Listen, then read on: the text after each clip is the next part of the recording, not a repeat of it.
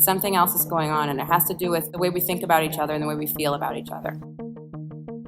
They change the way that we see reality. Democrats blame George W. Bush, Republicans blame Barack Obama. But the truth is that there was a 10-car freight train of polarizing trends crashing down the tracks of our democracy, and neither man could have done anything to stop it. What the two-party system does is it sets up a zero-sum game.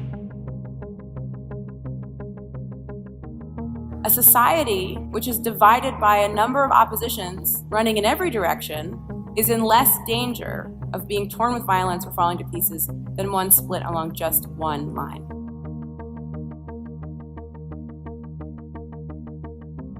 In 2013, a number of first-grade children were murdered.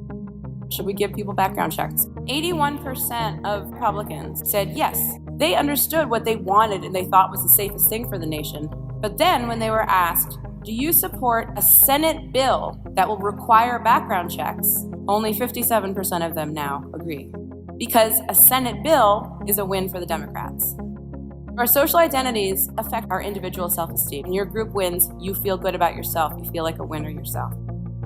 When your team loses, you feel like a loser. You can't explain this with disagreement alone.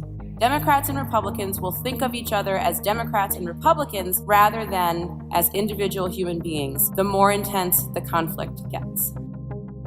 Don't want to spend social time with people outside their party.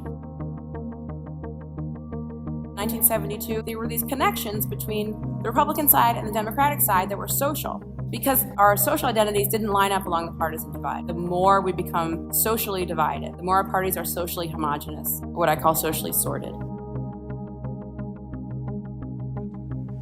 We have arrived at different judgments, but I hope we respect each other's good faith. How are we going to help people than a conversation about how is this going to help or hurt somebody politically? And that's part of what the American people are just sick of.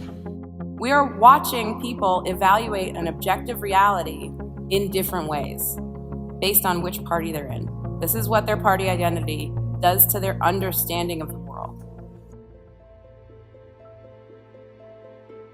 Paul Crook writes, you can't get cooperation to serve the national interest when one side of the divide sees no distinction between the national interest and its own partisan victory. If you look at church attenders, there were no differences between Democrats and Republicans in 1972.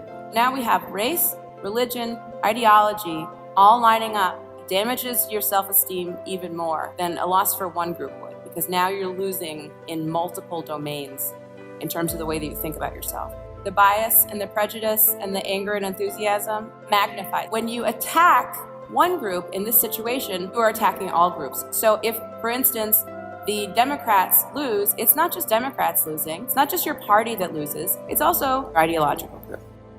We're not seeing the world as it is. We're not seeing each other for who we are.